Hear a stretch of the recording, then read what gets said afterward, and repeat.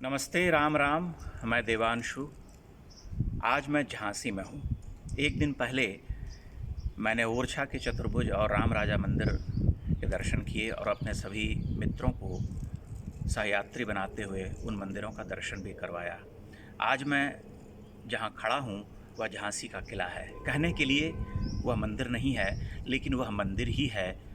हमारे ऐसे किले या हमारी ऐसी धरोहरें जहाँ से स्वतंत्रता संग्राम में अनगिनत आहुतियाँ दी गईं, वह मंदिर से कम नहीं है।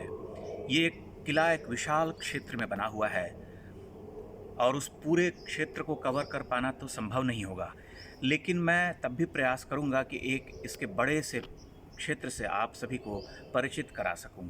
आप मेरे साथ बने रहिए।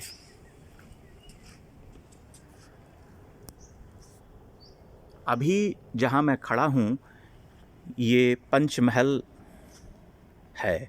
इसका नाम पंचमहल है। ये वीर सिंह जुदेव का ही बनवाया हुआ है। इस पंचमहल के 5 स्टोरी हैं, आप देख सकते हैं। बाद में इसमें रंग रोगन करके इसको और अच्छा रूप दिया गया है। ये मेरे सामने ये सभागार है। मुझे पता चला कि यही वो स्थल है जहाँ पर कि लक्ष्मीबाई अपने सभासदों के साथ मंत्रणा करती थीं। इसके भीतर प्रवेश करते हुए मेरे रोंगटे खड़े हो गए हैं।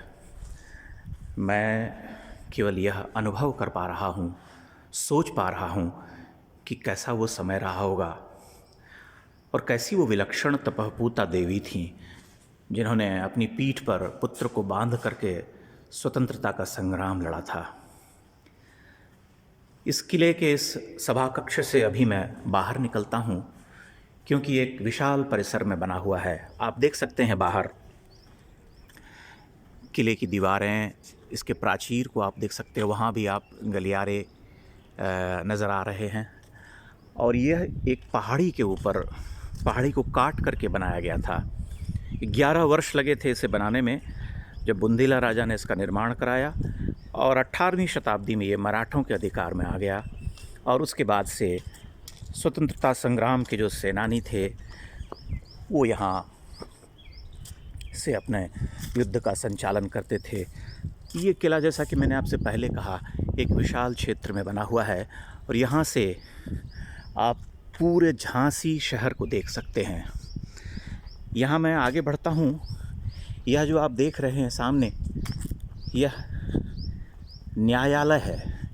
यहाँ से ये जो 4-5 कोठरियाँ, जो मेहराबें जो बनी हुई हैं, यहाँ पर से सुनवाई होती थी। यहाँ बहुत सारी तोपें रखी हुई हैं, कुछ विशालकाय तोपें हैं और उन तोपों को किले की प्राचीर के आगे से चलाया जाता था, जो बहुत दूर तक उनका गोला जाकर के गिरता था।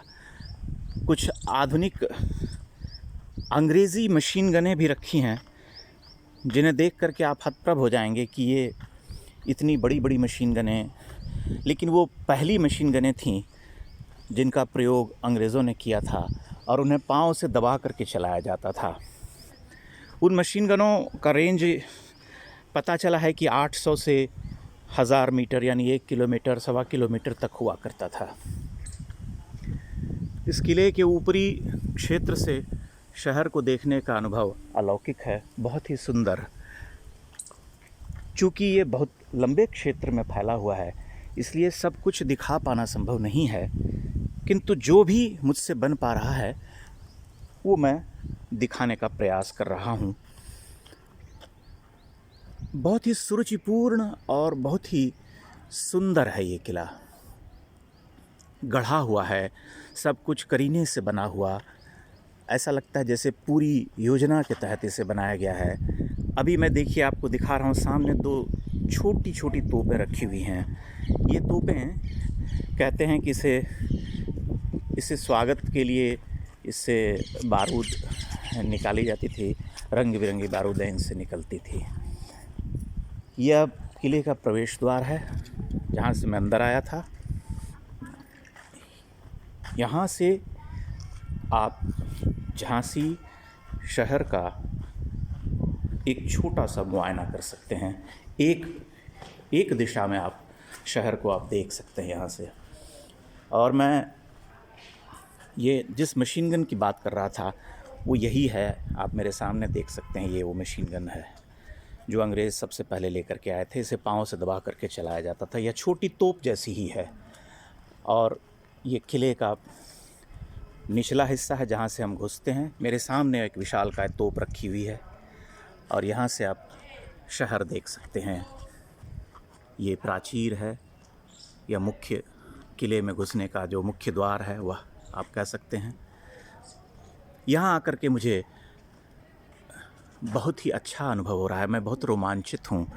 यह एक मंदिर जैसा ही है जहाँ पर कि हमारे स्वतंत्रता सेनानी बलिदानी जिन्होंने अंग्रेज़ों से लोहा लिया वो यहाँ रहते थे, युद्ध का संचालन करते थे। लक्ष्मीबाई ने यहाँ से 17 दिनों तक लगातार अंग्रेज़ों से लोहा लिया और फिर 18वें दिन वो यहाँ से कालपी चली गईं और आगे युद्ध में लड़ते लड़ते उन्होंने अपना सर्वोच्च बलिदान दिया। यह सब हमारी धरोहरें हैं और इन्हीं सबको दिखाना मेरा एक नैतिक कर्तव्य, एक जिम्मेदारी है जिसे मैं आगे जारी रखना चाहूँगा। और जहाँ भी मुझे अवसर मिलेगा जाने का वहाँ मैं जा कर के ऐसी धरोहरें, ऐसे प्राचीन भवनों, महलों, प्रासादों, मंदिरों की यात्रा आप सभी मित्रों को करवाता रहूँगा। आप सभी सहयोग करेंगे ऐसी मुझे आकांक्षा है।